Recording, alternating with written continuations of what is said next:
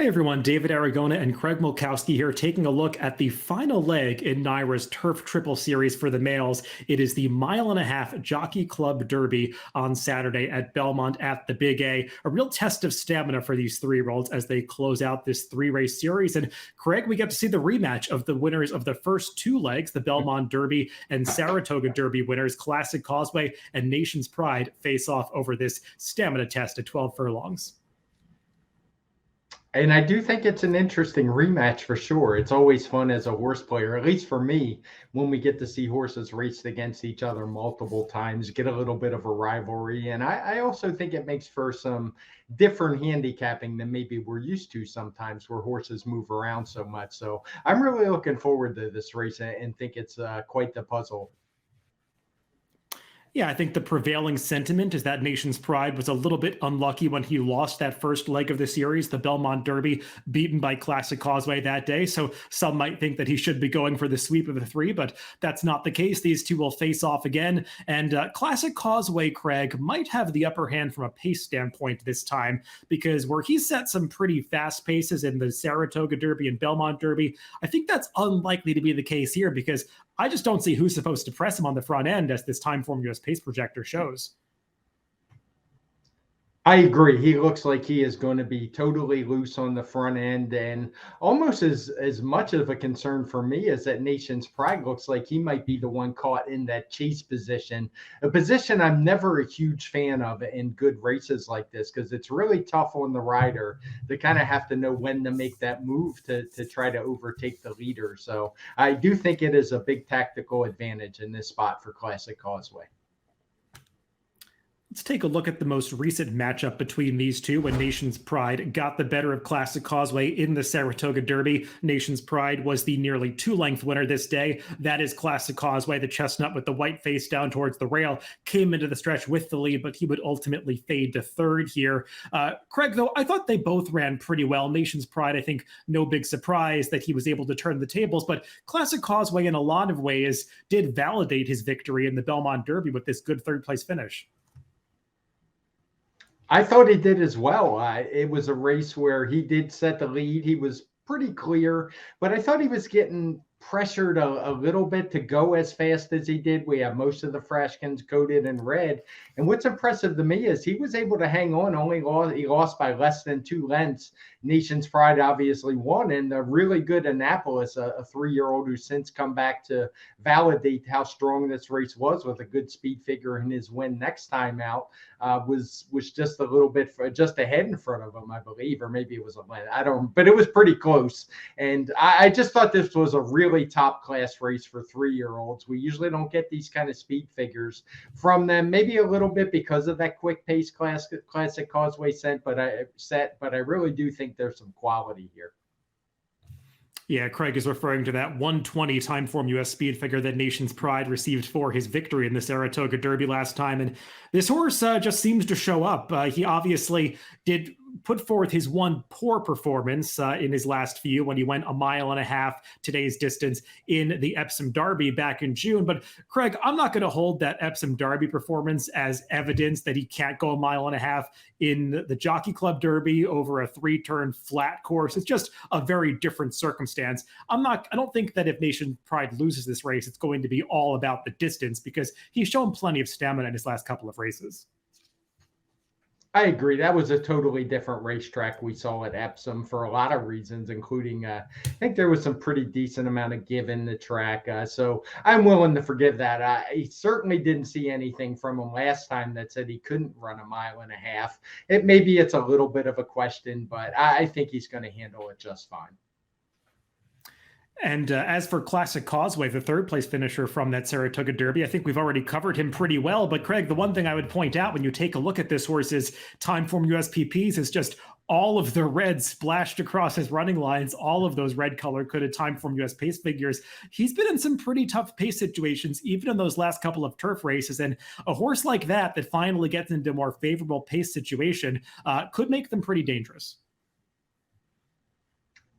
Yes, and what I do like is that he's not one of these front runners that goes out and, does a 26 and a 52. And even at a race in a mile and a half, I don't think we're going to see that from him. I think we're going to go see him set legitimate fractions like in the 24, 48 range and make these horses in behind, particularly Nation's Pride, really work to keep up with him. I think that's the advantage that a front runner has in this situation. And I actually think Flavien Prat is going to do the right thing on him and set a good, solid, strong pace to make everybody else keep up.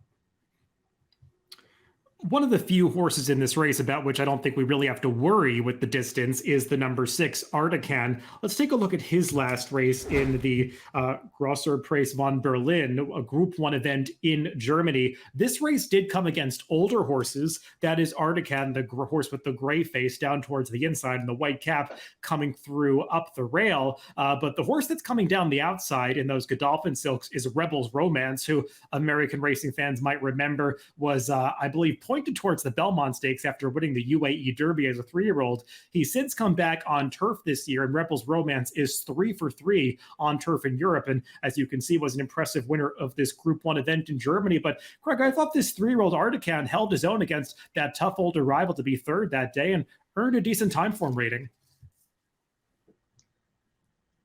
No argument for me. Anytime you're able to compete with older horses, especially on turf, I know it's something I've talked about on our various podcasts before, where I think it's a little tougher on the turf for 3-year-olds to keep up. But it was a good, solid effort from him. As you said, Rebel Romance has been in top form, so I definitely think he's a contender in here. I see you have him 4-1 on the morning line. I didn't have the morning line when I was looking at these. I probably should have asked you for it, but that would be borderline value for me if he's going to go off at that kind of price. Yeah, we'll see. I know you've made the point before. Sometimes these German-based runners don't attract as much betting support in the U.S. as some of the French or British or Irish runners do. So we'll see how that plays out for Artican. But I like this horse's races. Even 2-back, I know it looks like he ran poorly in that German Derby going this 1.5-mile distance. That's a race where you might want to go back and watch the trip because it was a 20-horse field. He was about 6 wide around all of the turns, just always out of position towards the back of the pack that day. They spread out across the track. He was just had a little bit too much ground to make up. I thought he was game to win that Italian Derby 3-back. Obviously questioning the competition that he was facing in Italy, but I just like the versatility that this horse has shown, and he's obviously traveled all over the place. This will be the 4th country that he's raced in. Interesting horse in this Jockey Club Derby. Let's move on to some other American-based runners. The Gray Wizard and Daunt are both coming out of the same race at Saratoga, an allowance event, going 1 mile and 3/16 last time out. Both finished off the board this day, Craig, but finished up like horses that probably aren't going to mind some added ground. Yeah, I guess. I think that's probably what the connections are hoping. It's a small field. It's kind of hard for me looking at the speed figures. They ran a 103 and a 101 respectively for those two, the Gray Wizard and Daunt. To consider them really serious contenders in here, it just seems like too big of a gap that even the distance isn't going to be able to equalize for them. Yeah, the Gray Wizard did make a big move from the back of the pack in his U.S. debut at Laurel 2-back, but kind of flattened out after that, maybe paying the price for making that big sweep to the front end at mid-stretch. Rode the rail the entire way in that Saratoga race last time, so he definitely got a good trip, just basically ran out of ground. As for Daunt, who's coming out of the same race, I feel like he's going to be maybe vying for the biggest price in the field. I think I have him as the co-longest shot on the morning line at 15-1. And Daunt is a horse that I have always thought wants to go longer distances. He hasn't gotten a chance to go a marathon trip like this yet, but Daunt is out of a dam promotional who was grade 3 placed going 1.5 miles during her racing career. And he just feels like one that I really think is going to relish the added ground.